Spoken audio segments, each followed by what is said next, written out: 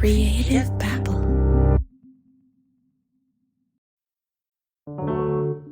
One of the best parts about being a dad is being able to mess with your kids. On the way to school one day, I told my 7-year-old daughter that I bet she could read my mind. All right, so I'm thinking about a movie that I know. That we both know. A movie that we both know.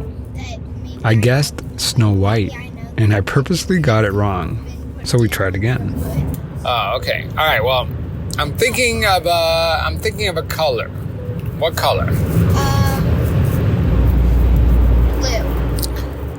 Oh my God, how'd you know that? Is that really? No, for real. Really? Yeah. Really? Yeah, that's the color I was thinking about. Don't pull my leg. If you pull my leg, that means that you're pulling my leg. All right, I won't pull your leg. Did you? No. I was totally pulling her leg.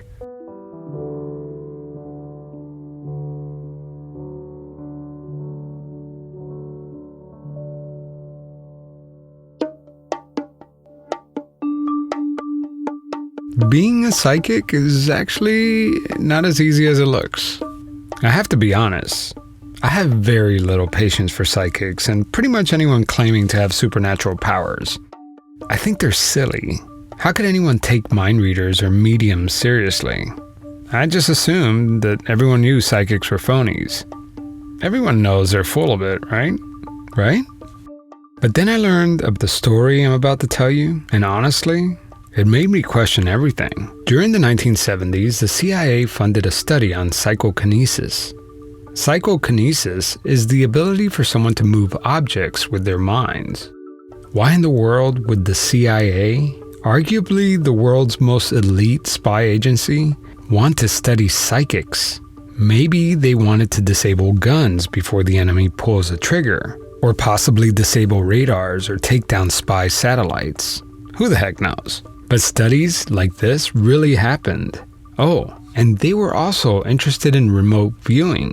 For those of you who are rusty on your psychic terminology, remote viewing is someone who has the ability to see images from a distance. For example, let's say you're listening at home. Look at an object in your room.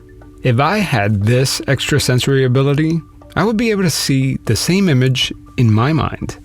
You're probably rolling your eyes thinking, how could anyone believe this? But apparently, according to a bunch of declassified documents, the US government really believed that this was possible. We have to remember that this was the 1970s we're talking about. In the next hour, I'm going to open my mind, and I hope you do too, to the possibility that psychic secret agents were real and how they played a role in one of the most bizarre chapters in American history. I'm Javier Leiva, and this is Pretend. Stories about people pretending to be someone else.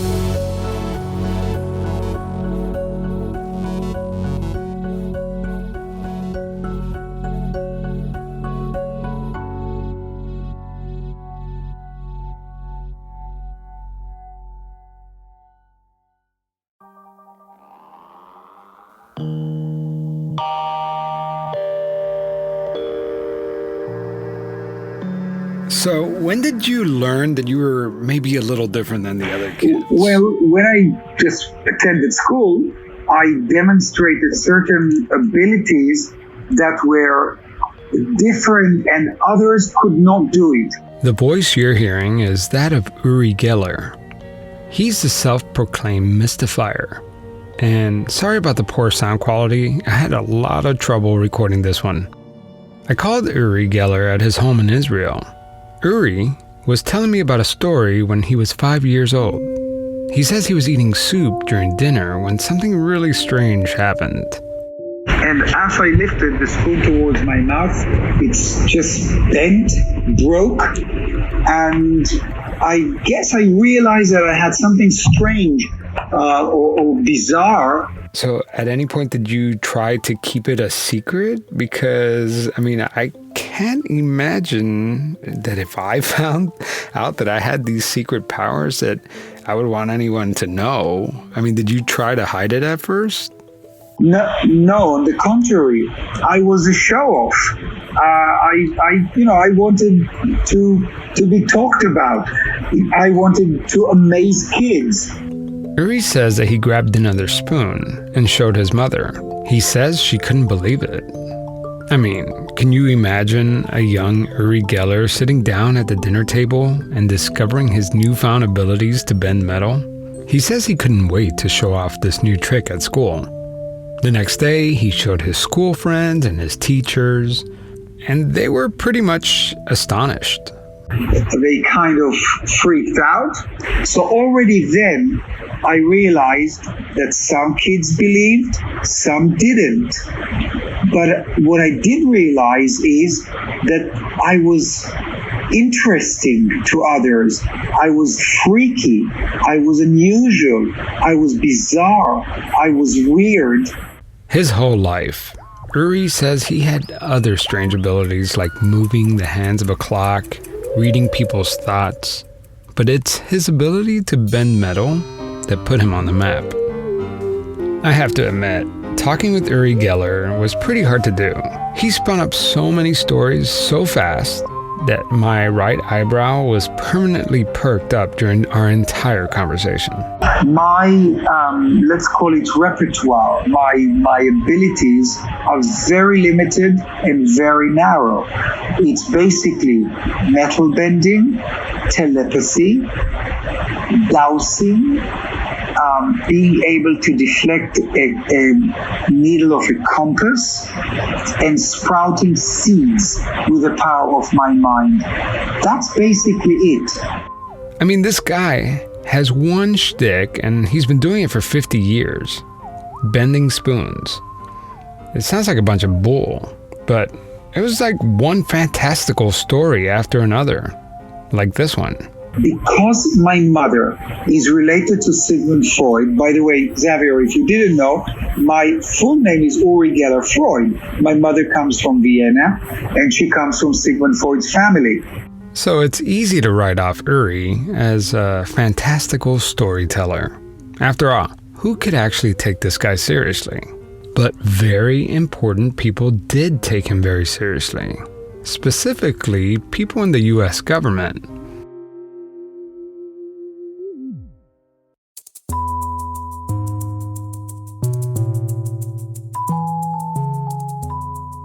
But I mean, do you think that maybe this is genetic, that maybe these powers were passed down to you, or that maybe your kids have these abilities? My children can't do it. My daughter, Natalie, who lives in LA, she, when they were growing up, they tried. My son lives in London. He's a senior prosecutor, and he can't do it. So I guess maybe it's something that is, I don't know, maybe I was awakened by either a supernatural force, either a genetic engineering energy, or something made it suddenly awake in my brain. It awoke something that I could demonstrate these abilities. So when you're bending a spoon, because, I've never seen this in person, but when you're bending a spoon, what is physically happening to the spoon? Is it like heating up? I basically hold a spoon or fork or key. I rub it ever so gently, and I don't even visualize it bending. I command it to bend in my mind. I just talk to the metal in my mind, and the metal starts bending. That's it, period. There's no heat produced. Uri Geller grew up alone without brothers or sisters. When he was 12 years old, his parents divorced. It was during this time that his mother revealed the secret she's been keeping from him his whole life.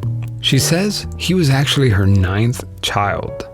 I found out that I was my mother's 9th child, and I'm an only child because my father simply didn't want children, and he forced my mother to go through 8 abortions. Yet, somehow, Uri was allowed to live. After the divorce, Uri and his mother moved to Cyprus. So she divorced my dad and took me to Cyprus, where she married a Hungarian Jew who lived in Nicosia. Uri's stepfather owned a small bed and breakfast in Cyprus. But it wasn't an ordinary bed and breakfast. It was a hotel for spies. And the Mossad, the Israeli Mossad, found out that we were Israelis. So they turned this little hotel into a Israeli Mossad safe house. The Mossad is Israel's intelligence agency like CIA or MI6. Israeli spies would live there for a few days, some lived there for weeks, and they would venture out to spy for the Mossad in Arabic countries, in Syria, in Egypt, in Jordan, and so on. One day, Uri walks up to one of the Israeli spies. Call it intuitively or call it telepathically, but I knew he was a spy. And I told him, let me show you what I can do. And I bent a key for him. That freaked him out. And he said to me, look, Uri, I'm off now, but I will be sending you letters from Arabic countries. When I go back to Israel, he said, go to the paratroopers, volunteer to the paratroopers, go to officer school, and then find me. And then I will get you into the Mossad. From that day forward, young Uri begins to fantasize about becoming a spy, going behind enemy lines with his mind, disarming weapons by changing the shape of the barrel. What an incredible advantage. No other army in history has ever had a weapon like Uri in their arsenal. And here was this fantasy of mine coming true. I'm going to be a spy. I will work for the Mossad. Now, when I went back to Israel, I did exactly what he said. I joined the paratroopers. I went to officer school. Uri moved back to Israel, becoming a paratrooper, jumping out of planes for the Israeli army. And later, he became an officer. But real war wasn't as glamorous as Uri imagined. The next series of events has to be taken with a grain of salt. After all, talking with Uri is so fantastical, it's hard to tell what's real and what's a good story. But let's just go with it. Soon after Uri became an officer, Israel preemptively attacked Egypt, Syria, and Jordan. It was a bloody battle, now known as the 6-Day War. Uri was on the ground when he noticed a Jordanian soldier pointing a gun behind him. Uri only had seconds to react. He had no choice. Uri Geller squeezes the trigger of his Uzi and kills the soldier. Later that day, Uri says he was shot in the arm and was taken to a hospital in Jerusalem. It sounds crazy, but Uri was in the Israeli military. Just ask his friend, Israeli Prime Minister Benjamin Netanyahu. Well, we were both very, very young. And he did these amazing things, and I remember it made a tremendous impression on me when I was a young soldier. And that's how we first met, and then we met again and again and again. And each time, I was amazed more. I'm still amazed. I haven't the faintest idea how he does these things. Word of Uri's ability spread throughout Israel, and that's when his life took a turn. I was introduced to the chief of the Mossad. I was introduced to Golda Meir, the prime minister of Israel. Golda Meir was Israel's first and only woman elected as prime minister. When asked on national radio what she predicted the future of Israel to be, she replied, "Don't ask me, ask Uri Geller." Up to this point, Uri was just a soldier who could perform impressive parlor tricks. But Uri told me that the Israeli spy agency, the Mossad, had bigger plans for him. And then I started working for the Mossad, who didn't understand how I did what I did. And they were the ones who called the CIA. And I guess they were the ones who talked to Kit Green in Langley, Virginia. And they said to him, listen, we got this guy. We just don't know how he bends spoons, how he reads minds, and how he does these amazing things for us. Will you study him? And that's how, Javier, I got out of Israel. This is former CIA officer Dr. Kit Green. One afternoon, I got a telephone call on my desk in the headquarters building. And the phone call initially was on what we call the red line. It was a classified line. That soundbite came from the BBC documentary The Secret Life of Uri Geller. Okay, first of all, when I was tested for telepathy at Stanford Research Institute for the CIA, I was locked in shielded rooms, and drawings were done in other rooms away from me. Some drawings were done very far. One of them was Kit Green, who was CIA operative in Langley, Virginia. Remember, this was before FaceTime or Skype. So he tested me from Langley, Virginia, and he held a book in his hand. I didn't know what he was holding, and he asked me to describe what he was looking at.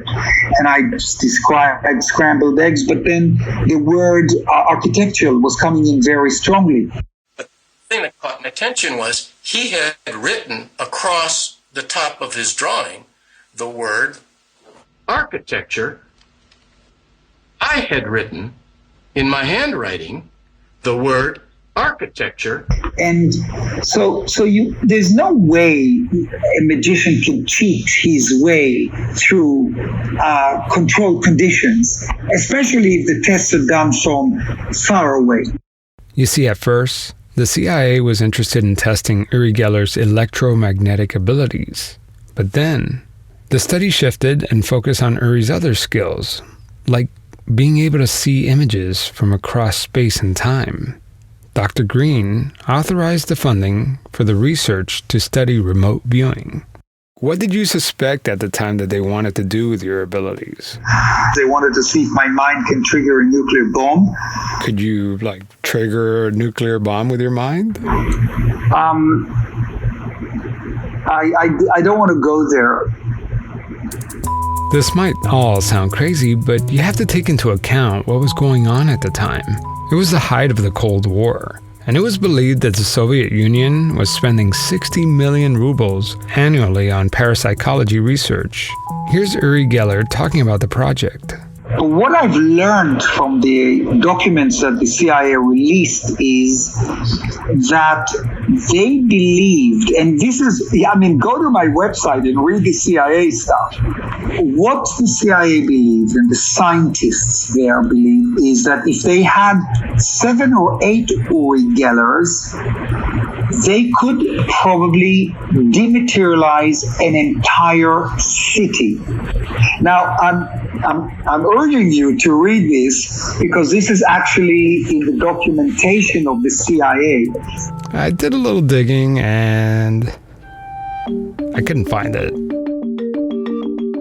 Geller was taken to Stanford Research Institute in California between August 4th and August 11, 1973, and placed in an opaque, acoustically and electrically shielded room with 2 locked doors. But when I met the scientists who were waiting for me in San Francisco airport, I discovered 2 nice, very kind people. And they drove me to Stanford Research Institute, which is today Stanford University.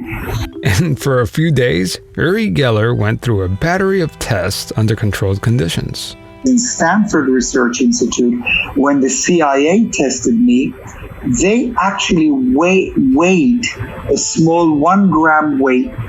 They put it on an electronic scale, and I managed to somehow levitate that off the scale. Well, it didn't exactly levitate. The researchers were able to measure the metal, and the metal in many cases lost weight. I am Bonner Cox, Executive Director of the Information Science and Engineering Division at Stanford Research Institute. You're listening to a film produced by the Stanford Research Institute study. I feel compelled to remind you that this study was funded by the CIA. The fricking CIA. Stanford Research Institute has been conducting an experimental program in the field of psychoenergetic effects. We do not seek only to add to a catalog of interesting events. Rather, the purpose is to apply objective scientific analysis in the study of these reported phenomena to determine whether a pattern of cause and effect relationships can be established of the type more familiar in the physical sciences. This film describes a 5-week investigation conducted at Stanford Research Institute with Uri Geller, a young Israeli. The film portrays experiments that we performed with him just as they were carried out. In the video, which I will link to in my show notes, Uri Geller is sitting on a sofa with 2 other men. He's holding a clipboard. Here we show a series of experiments where previously 15 drawings were placed in double-sealed envelopes in a safe. The inner envelope is opaque in its own right. The outer one is a heavy manila envelope. A floodlight behind these envelopes would not permit the interior to be seen. One of the researchers went outside the room, looked at the drawing, resealed the envelope, then Uri Geller was to draw the same exact image on a sheet of paper. This is Geller's representation of what he believed was sealed in the envelope. Remember, Geller should have never had access to this drawing. These drawings could be anything. It could be a drawing of sheep, a number, or maybe even something abstract. But the point is, there's no way Uri Geller can replicate this drawing. The footage shows Uri flipping his clipboard. He drew a circle inside of a triangle, and that triangle inside of a square. The researcher pulls the paper out of the envelope and places the drawing next to Uri Geller's drawing. In fact, this is the most off-target of the drawings that he did. The researcher's drawing had the number 8 inside the triangle, and the triangle was inside the square. It wasn't exactly the same image, but it was pretty darn close. The only difference was that there was a circle instead of the number 8. Here, the experiment is repeated. So they did this again, but this time they bring out a different researcher. The man sits next to Uri Geller, holding an envelope with a drawing. Uri closes his eyes and bobs his head as he's sifting through the hundreds of images in his mind. The researcher doesn't blink. He's staring at Geller and watching his every move. Uri picks up a pen and begins to draw. He flips over the clipboard and reveals his drawing. This is the drawing that Geller has made to correspond to the target object. The rectangle on the clipboard represents the TV screen in Geller's mind on which he claims to project the image he is trying to draw. Inside the rectangle, Geller drew a wide oval with a little triangle on top of it. The researcher pulls out the drawing from the sealed envelope and reveals a picture of a flying saucer. It was a disc-shaped UFO, just like Geller's drawing, except with more details like windows. In the video, there's no audio, just the narration. But if you could only see what I'm saying right now, Uri Geller grabs the researcher's shoulder and shakes him back and forth. I mean, he's ecstatic. As you can see, he is quite elated about getting the right answer. Before he does this, it is usually preceded by several minutes of, "I can't do this. It's impossible. I want to stop. Let's wait." Uri Geller throws himself back and puts his hands over his face. He just can't believe that he got it right. Then the film cuts back to a close-up of the drawing pad. There are 3 sets of drawings: an airplane, a happy face, and a car. For example, on the left column, there's a picture of a plane. That's the controlled drawing from the sealed envelope. In the right column, it's Uri Geller's drawing. It's a very similar plane, except it's pointing in the opposite direction. This is not a collection of correct answers out of a long series of correct and incorrect responses. This is actually the total run of pictures in a series. It is interesting that there is often a mirror symmetry. In other words, Uri Geller got it right most of the time, but all his images were flipped. Almost as if when the image travels through the air and into Geller's mind, he sees everything in reverse. He got it right every time. Well, almost every time. This type of communication experiment was repeated many other times during the 5 weeks, with Geller choosing to pass about 20% of the time. They also conducted a double-blind experiment in which neither Geller nor the participant know what's going on in order to reduce bias. In this experiment, there's a box with 12 metal cans. In this particular case, the target is a 3/4-inch steel ball which already resides in one of the 10 cans in the box. Uri can't touch the cans. He could only point. The 10 cans having been arranged neatly, Geller's task now is to determine which of these 10 cans holds the steel ball bearing. He waves his hands over the cans and asks the researchers to remove one can at a time. Here he writes the selected number. This, you might say, is a kind of 10-can Russian roulette. He has made his choice.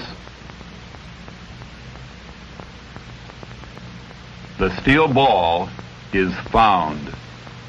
The video goes on to say that Geller would sometimes walk into a room, point at the correct can, and get it right on the first try. We have no hypothesis at this point as to whether this is a heightened sensitivity of some normal sense or whether it is some paranormal sense. Paranormal? I mean, have these guys ever been to a magic show? I mean, I've seen better tricks at a kid's birthday party. Then I had to remind myself that this is a classified CIA government experiment run by scientists. And just like the scientific method requires, the researchers repeated a variation of the same experiment over and over again. Sometimes Uri would pass, but then he would make a guess, and he got it right 100% of the time. What are the odds of that? The whole array of this run had an a priori probability of 1 part in 10 to the 12th, or statistics of 1,000,000,000 to 1. He had 1,000,000,000 to 1 chance of getting it right. Over the years, the Stanford Research Institute remote viewing project added up to $20 million.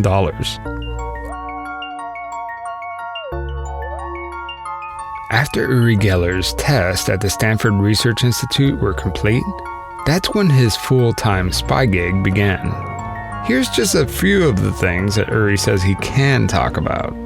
One of the tasks that I was given by my handler in Mexico City was to spy on the Russian embassy. They wanted me to erase floppy disks of KGB agents that were flying out to Moscow, and I could easily erase floppy disks with the power of my mind. He says that psychic spies could use their powers to see the invisible. Today, satellites can see through clouds, but there's still lots of information that you cannot be delivered by high technology and by spies on land. So they use remote viewers to, detect submarine movements with nuclear weapons on, etc., etc., etc.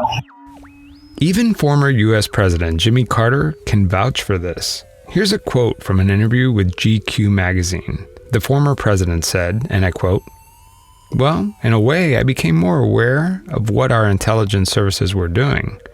There was only one instance that I'll talk about now. We had a plane go down in the Central African Republic, a twin-engine plane, a small plane, and we couldn't find it.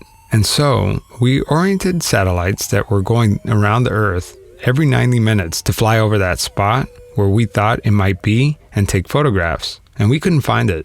So the director of the CIA came and told me that he had contacted a woman in California that claimed to have supernatural capabilities, and she went into a trance, and she wrote down latitudes and longitudes, and we sent our satellite over that latitude and longitude, and there was a plane."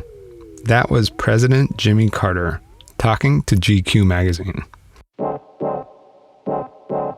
The U.S. government's interest in psychic warfare didn't stop with the Stanford Research Institute project. It continued to evolve under various different code names. There was Project Center Lane, Project Sunstreak, and many others. But the one you're probably most familiar with is the Stargate Project. The Stargate Project was declassified in 1995. The secret U.S. Army project was featured in the book and film titled The Men Who Stare at Goats. In the book, based on the actual military experiments, Special Forces soldiers reportedly stopped the heart of goats by simply staring at them. Imagine, if you can stop the heart of a goat with your mind, the enemy could never stand a chance. Here's Uri Geller talking about a similar project from the BBC documentary The Secret Life of Uri Geller. They took me to a laboratory,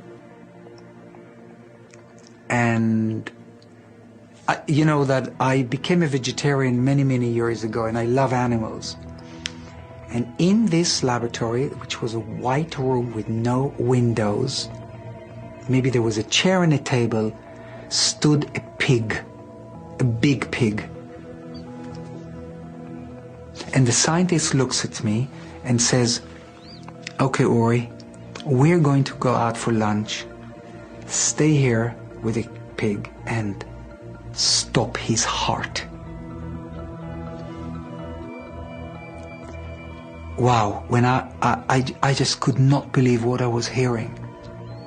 Of course it was a pig, because a pig has a very similar heart to a human being. According to the documentarian, this was just a trial run. If Geller could successfully stop the pig's heart, then maybe he could kill the Soviet premier. After the parapsychology research at the Stanford Research Institute was declassified, the government abruptly ended their paranormal research and concluded that it was never useful in any intelligence operation. But Uri suggests that the programs maybe never went away. Maybe the project just went deep black. And believe it or not, remote viewing is still around. No doubt that NSA, National Security Agency, CIA, FBI, MI5, MI6, Mossad, Germans, French, Italians, Japanese, Chinese are using people who are intuitive, and they can send their mind through space and time and bring back information. I think one of the things that people might say is that Uri Geller is a fraud. What do you have to say about that? Listen, controversy dogged me all my life.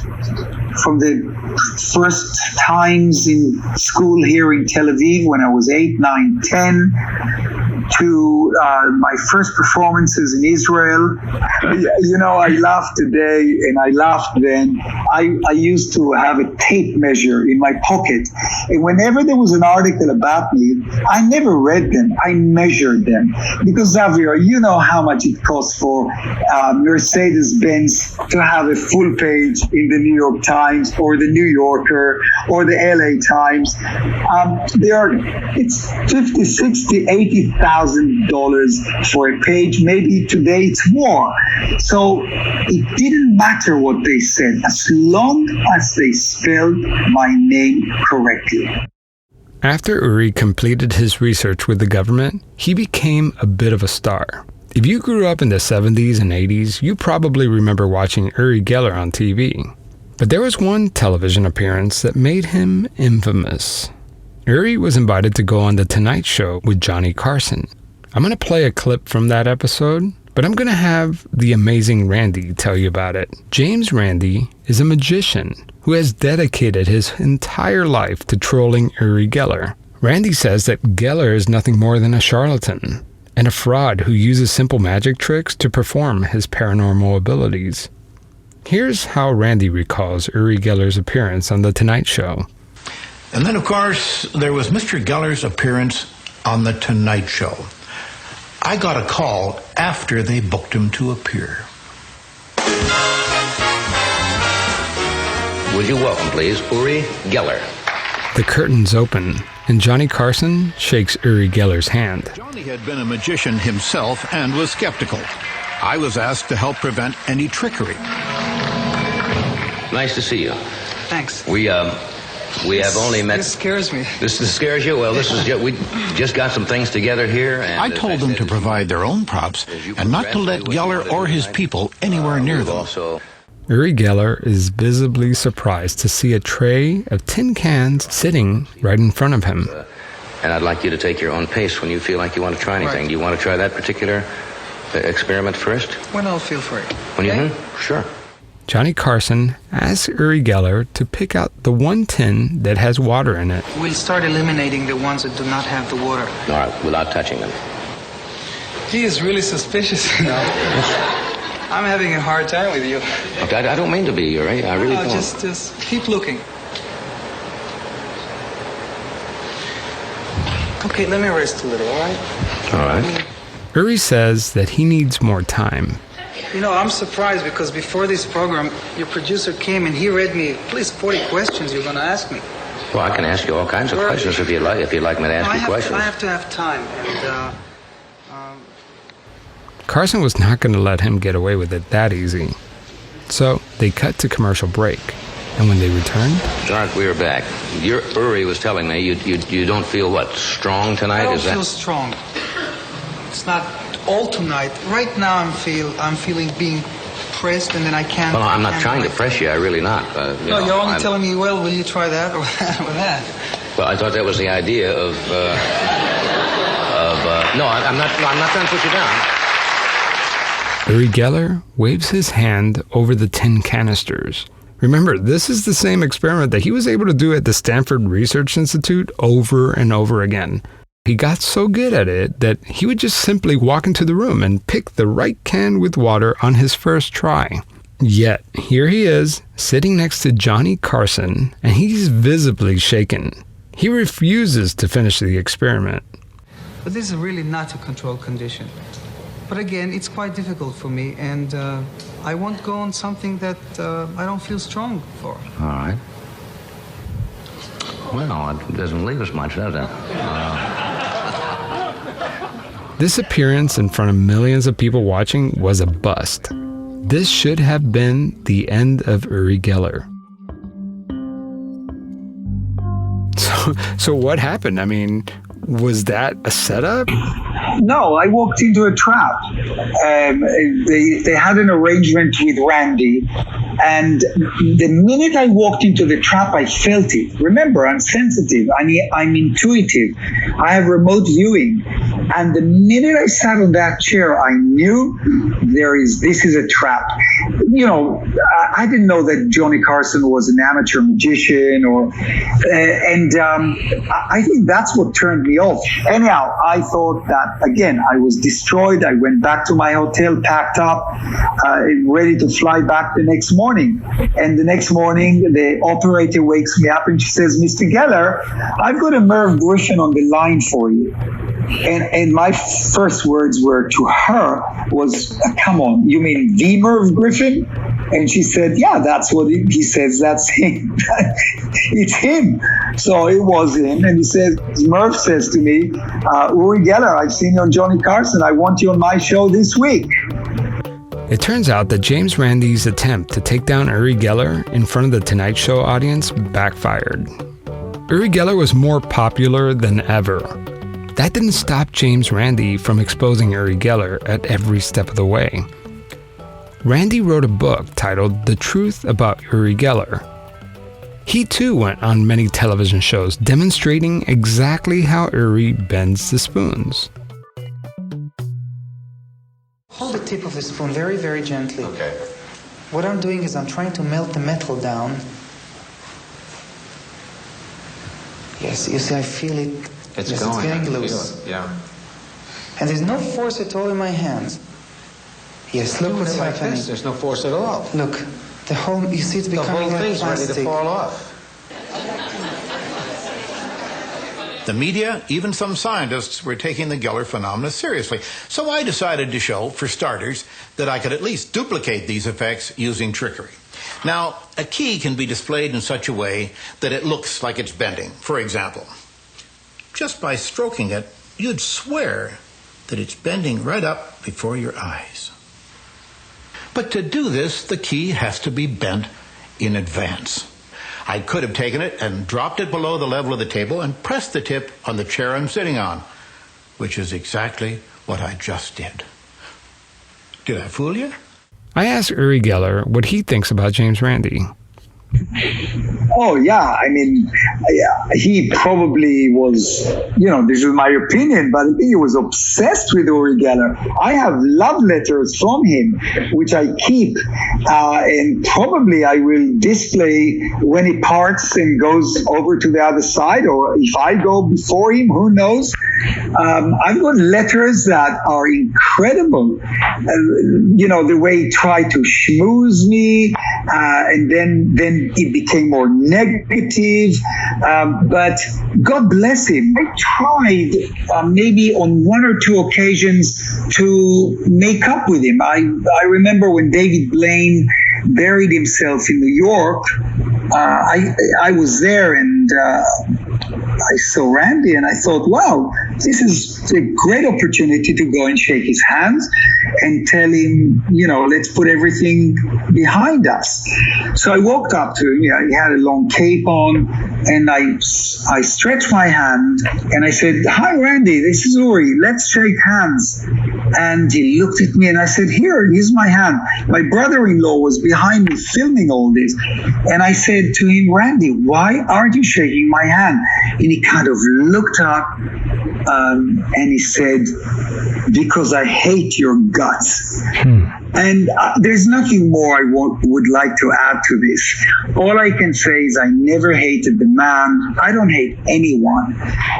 But that's how it is, I tried to get James Randi on the phone, but his assistant told me that he's not in the greatest health. I mean, the guy is 90 years old. But he told me to get in contact with James Randi's protege, a mentalist named Steve Shaw, whose stage name is Banishek. Banishek told me that as a child, he would listen to Uri Geller on the radio. I remember listening to the radio, Springbok Radio. They didn't have television there yet, or a television station. And Uri was on the radio, and he was bending objects in people's homes. He said, if you can get an object and you bring it to the radio, you could get it to bend yourself. So I walked off, looked around the house, and I found my mom's sewing kit that she had left behind. I picked up a little needle, I brought it to the radio, and I concentrated on it. And I believe that I could actually get that pin to bend. I believe it bent on a micro level. You absolutely believed that you had powers when you were a kid, right? Like you were speaking in tongue and all that? Yeah, it was really, I think, more so when I read Randy's book. It put a lot of things in perspective for me. I had never, ever thought about the fact that this stuff might not be real. And the truth, as Randy put it, was that Geller was nothing more than a magician posing as a psychic. And as I read that book, I became quite upset. So I started creating my own methods as a result of one or two little things that were based in Randy's book, and I took it to the next level, to the point where when I was in high school, the kids were stealing all the silverware from the cafeteria and bringing it to me to bend, and I got in major, major trouble for that. And they went to plastic ware until I graduated. And tell me if I'm exaggerating, but is it too much to say that at the time when you were listening to those radio shows, I mean, people took Uri Geller seriously, right? I mean, you got to imagine back in those days, we're talking about the 1970s and the 1980s, it was a very different culture. You had the Soviet Union that was doing their research, and they were putting out a lot of videos of their psychics. And the U.S. government was getting in on the act because we had the Cold War going on, and we certainly wouldn't want their people being able to read our government's minds. We'd want to be able to read their minds. And so it was all taken very seriously. So let's talk about the ethics of magic, because there seems to be this line that magicians and mentalists and illusionists, that they won't cross. And that's telling people that it's actually supernatural, right? Like, I think most magicians and illusionists would say that this is not a supernatural power. This is a trick. Yeah. It's an interesting dilemma, isn't it? Because magicians want people to be fooled by what they do. They want them to have sort of this mystical experience. So saying it's magic, which kind of ties into what we might think of as real magic, and yet at the same time, there's sort of this contractual agreement with the audience that, hey, I'm going to fool you. It is going to be a trick. And if it's a really good trick, it will look like it's real. I'm going to do something, and it's going to look to you like I can read your mind. You're going to believe that I am actually reading your mind, but I am telling you, I am not reading your mind. So I have a responsibility to my audiences to remind them this is just entertainment. I am not really a psychic. I think I owe that to my audiences. I know there's going to be a huge group of people that will come. They're going to believe no matter what I say. They're going to sit there and they're going to say, he's just saying he's a fake, he's a fraud, but he's really psychic. Would you say that Uri Geller is claiming to have supernatural powers? He certainly has claimed many times to have supernatural powers in the past. I remember I worked on a TV show called Phenomenon with him. And I said to Geller at that time, I said, Uri, I said, if you're going to claim to have supernatural powers, you know I cannot work with you, right? And he said, no, I don't do that anymore. And then 5 minutes later, he turned to me and he said, but you know that I found oil, right? And I said, Uri? He said, yeah, I know. I was at a convention. And Uri was on stage, and myself and two other kids, one kid from Japan who bent metal, and another kid that I was working with, Mike Edward. Then we proceeded to go to the front of the stage and sat down right up front watching Uri. And I saw Uri doing things, and I was like, I can't believe that the rest of this audience can't see exactly what he's doing. He's turning sideways and sneaking a look at the board. He's already bent that spoon and he's holding it in the kids' hands. Why can't they see this? And then I realized that the entire audience was there, wanted to believe. They were a group of believers, and it didn't matter what he did or how he did it. They were going to believe no matter what. And that is like the root of the concept of my show, too, is that like you only fall for the con if you believe, right? Yes and no, right? I think you don't only fall for the con if you believe, because you could come in not believing, but certain things can be put in place to convince you, and then you believe. It's sometimes the con man's job to prey upon your greed or what you would like to have to be real, and then convince you that it's real. Do you think that there's any harm in what Geller was doing? I mean, did it hurt anybody? I do think it did. Geller would probably tell you no, and other people would tell you no. They just say he was doing. Some people that don't believe in him will say he was just doing magic. What does that hurt? I think it does hurt. It hurts long term because you're talking about science, right? You're not talking about entertainment. You're talking about science. You're talking about people starting to believe in these things and starting to go in other directions and spending an awful lot of money studying something that's just quackery. That's just nonsense.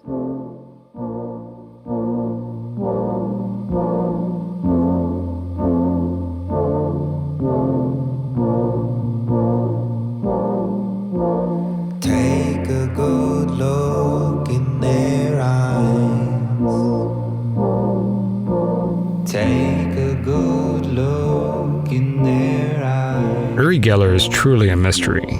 He says he's not a magician, and he's backed away from claims that he has supernatural powers.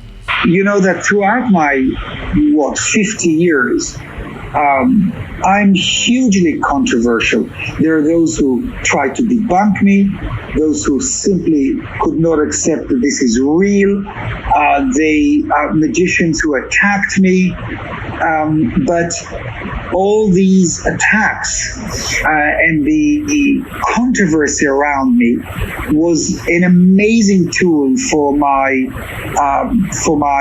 publicity. And today when, for instance, magicians ask me, come on, Uri, this must be a trick. I say no, absolutely no, because it really happened to me when I was 5. Now, whether it's a talent, a skill, or psychic power, I love leaving that a mystery. Is he a secret spy or a trickster? I'll leave that up to you. But think for a moment. What if he were a secret spy, just hiding in plain sight? And the spoon-bending tricks were all just a front. So if you're right and everything has gone dark or deep black, could it be possible that maybe you're still assisting other governments or maybe the U.S. government Still? Absolutely no comment. I won't deny, I won't agree, I won't, no comment.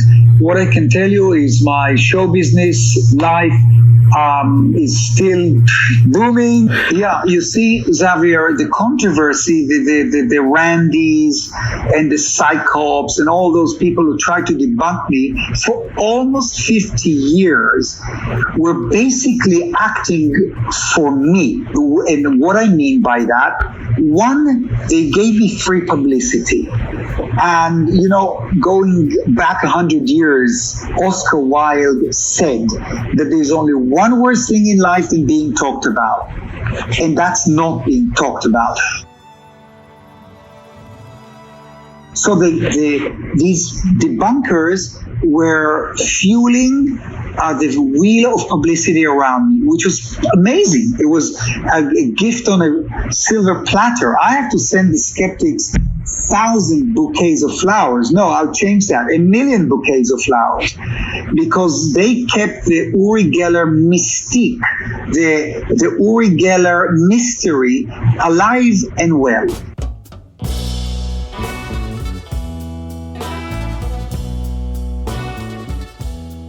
Today, Uri Geller and his wife Hannah are living in Israel. He's turned a 1,000-year-old building into the Uri Geller Museum. One of the things that I will have in the museum is my Cadillac, which is a 1976 Fleetwood Brougham. So I riveted 2,000 spoons to the body of the car, spoons that were given to me by John Lennon, Michael Jackson, Elton John, Salvador Dali. It has 2,000 famous spoons on. The George Clooney played me, Robert De Niro played me. There are The Matrix, the spoon bending, Keanu Reeves. There are dozens of singers that sing about spoon bending. Wow, how did I do it? That will stay a mystery. It was time to end our conversation. But before we hung up, I asked Uri if he could try to guess what I was seeing. I wanted to ask, is it possible if we do a remote viewing now during this interview? No, I don't want to fail. I think it was a good interview. Yes. Maybe another time, Javier.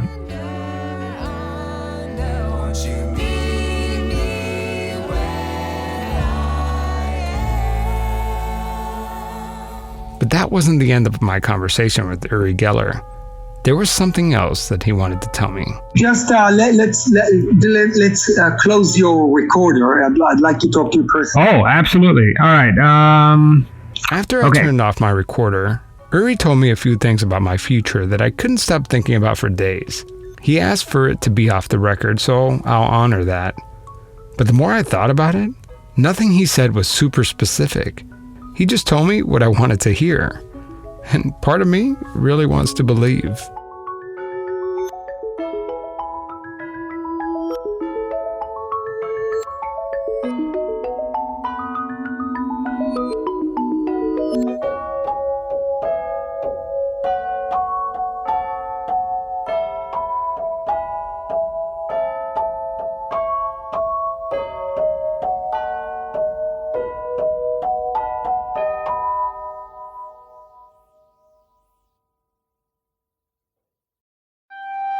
Next time on Pretend, we're going to continue my deep dive looking into psychic spies. If this episode made you go, I don't know, maybe psychics like Uri Geller are real, then this next episode is going to make you think again. I'm going to ask these two gentlemen a very simple, direct question. Can you tell us, how do you do it? Hold on. Be quite honest, we cheat. You're going to meet two high school kids who posed as psychics in a scientific study. When we went to the Mac lab, we didn't know what we were going to be tested on. They were constantly coming up with new tests that we literally on the spot had to figure out how we could beat it, how we could do it in such a way not to get caught, and to make it look psychic. These have apparently included being able to move small solid objects across a tabletop, influencing a variety of metal objects such as keys and silverware and metal bars and metal rods. I don't believe they're tricking us. They fooled the researchers for more than 2 years using just simple tricks. That's next time on Pretend. I really want to thank my friend TJ Cunningham for helping me produce this one. He broke away from his family vacation to hop on the phone with me and Geller. Also, if you want to learn more about Uri Geller, you need to watch the documentary The Secret Life of Uri Geller. It's incredibly fascinating. I was able to watch it off of Uri Geller's website, urigeller.com. I'll put a link in the show notes. And you may have seen Uri Geller recently in the news. His latest thing is that he claims that he's going to stop Brexit using just telepathy. Geller, who is also a British citizen, urged Prime Minister Theresa May to block Britain from leaving the European Union. Since then, Theresa May has resigned, and no one knows what the heck is going to happen. Anyway, if you're enjoying the show, the best thing you could do, I mean, people ask me all the time, they're like, Javier, I'd like to support the show monetarily, but I can't. How else can I support the show? Well, it's really easy. Just go to iTunes and leave a review. You have no idea how much that helps. Plus, it'll counteract all those negative reviews that for some reason keep popping up. So if you like the show, give those negative reviews a piece of your mind. Go to iTunes and rate the show. I would really appreciate it. And also, it just helps people discover the show. And remember, if you're in Chicago, come see me at the True Crime Podcast Festival. Go to truecrimefestival.com and get your tickets. I'd love to meet you guys. All right, everyone. Talk to you next time. From the brilliant creative minds that brought you Keep Drinking, It'll Get Better, and the Real Housewives of Hillcrest Nursing Home, comes the podcast that people are raving about. Hi, this is Edward October for OctoberPodVHS.com, here to tell you what people are saying about our true crime podcast. A thread store in Arizona says, too much dribble and slang. These ladies obviously enjoy their own humor and sound high. Hey, at least they called you ladies. Benny from Idaho says, your topics are so appealing, but a 3-person pod is difficult enough to follow without banter? Our true crime podcast only has 2 people? Wait. Where's the other 100 5-star reviews? Can somebody give me the 5-star reviews? Okay, here we go. Much better. Luscious Lee says, stand up, 5 stars. You girls are funny AF. I especially love the me and Mrs. Jones rendition you sneak into the recording. Cherry G107 says, I struggle finding a new podcast, and so far, I've been hooked to you guys' podcasts. Keep up the good work. Thumbs up, smiley face. Our true crime podcast, 2 girls, 1 story, and lots of bad renditions of songs you love. Available on your favorite podcatcher. Go binge it today. Creative back.